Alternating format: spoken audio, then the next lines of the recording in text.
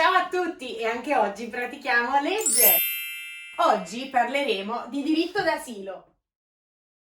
Il diritto d'asilo è il diritto di chiunque fugga da persecuzioni o da danni gravi nel proprio paese di richiedere la protezione internazionale. Il diritto d'asilo è un diritto fondamentale di ogni essere umano.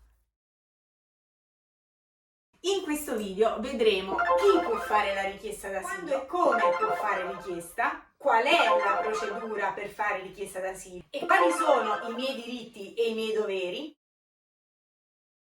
Per rimanere sempre aggiornati, mi raccomando, iscriviti al canale YouTube e non dimenticare la campanellina!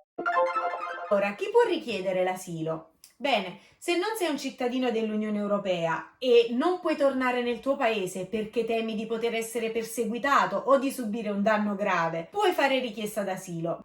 Ma anche se non hai una cittadinanza e nel paese dove risiedi abitualmente potresti essere perseguitato o subire un danno grave, puoi fare richiesta d'asilo. Presenta la tua domanda il prima possibile. Certo, puoi richiedere sempre l'asilo, ma prima lo fai, meglio è. Puoi presentare la tua domanda di richiesta d'asilo appena arrivi in Italia alla polizia di frontiera, mentre se sei già in Italia alla questura più vicina. Puoi presentare la richiesta di protezione internazionale anche se sei in carcere o in un centro per il rimpatrio. La procedura di richiesta d'asilo si può dividere in due parti. Nella prima parte la polizia ti identificherà e registrerà i tuoi dati anagrafici, nome, cognome, data di nascita, luogo di nascita e, se hai più di 14 anni, prenderà anche le impronte digitali. La seconda parte consiste nella formalizzazione della domanda, ossia nel compilare un modulo C3. La polizia a questo punto ti chiederà e ti farà alcune domande sulla tua condizione familiare, sulla tua condizione di vita, il viaggio che hai affrontato, i motivi per cui ritieni di avere timore di tornare nel tuo paese d'origine. Se desideri, puoi anche consegnare un documento scritto alla polizia dove racconti la storia della tua vita e se non parli l'italiano hai anche diritto ad un interprete. Inoltre dovrai consegnare alla polizia, se ce l'hai, il passaporto e tutti gli altri documenti di cui sei in possesso, in modo tale che loro potranno ricostruire più facilmente la storia della tua vita. Dopo aver presentato la domanda, sarai contattato per un colloquio dalla commissione territoriale che sarà competente a valutarla. Il colloquio avverrà circa dopo una settimana, massimo un mese. Potrai chiedere di essere intervistato da un uomo o da una donna, dipende da come ti senti più a tuo agio.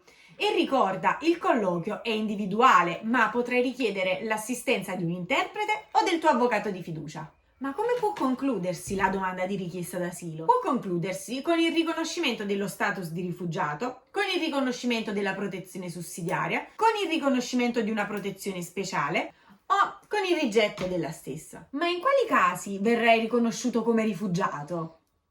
Se hai il fondato timore nel tuo paese di essere perseguitato per motivi di razza, religione, opinioni politiche, nazionalità e appartenenza ad un determinato gruppo sociale e non puoi richiedere protezione nel tuo paese d'origine. E invece, in quali casi ti verrà riconosciuta la protezione sussidiaria? Questa ti verrà riconosciuta se ci sono fondati motivi che, se facessi ritorno nel tuo paese d'origine, subiresti dei danni gravi alla tua persona, come ad esempio potresti essere perseguitato, torturato, subire trattamenti inumani e degradanti. E ancora, in quali casi invece ti verrà riconosciuta la protezione speciale?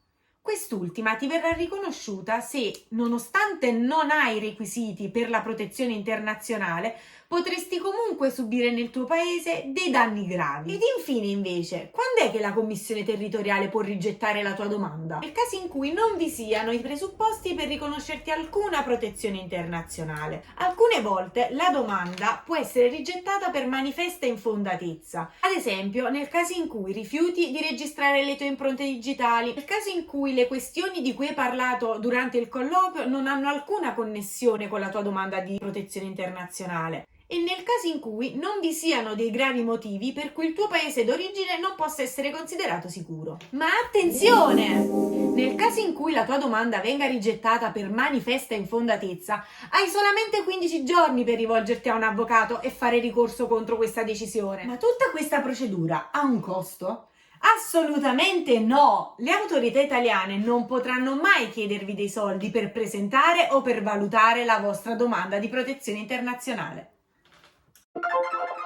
Ma quali sono i diritti di chi viene riconosciuto lo status di rifugiato o la protezione sussidiaria? In primis riceverai un permesso di soggiorno della durata di 5 anni, un documento di viaggio valido che può essere il passaporto o la carta d'identità, e grazie a questo documento potrai viaggiare in Europa per un massimo di 3 mesi.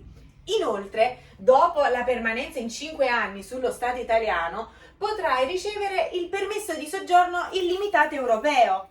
Potrai accedere a qualsiasi tipo di lavoro, sia pubblico che privato. Avrai accesso all'istruzione e all'assistenza sanitaria come qualsiasi cittadino italiano. Inoltre, potrai richiedere il ricongiungimento familiare senza attestare i requisiti di reddito e di alloggio. Ma cosa importantissima, dopo 5 anni, se ti è stato riconosciuto lo status di rifugiato, o dopo 10 anni la protezione sussidiaria, potrai richiedere la cittadinanza italiana. E invece, quali sono i diritti per chi riceve la protezione speciale?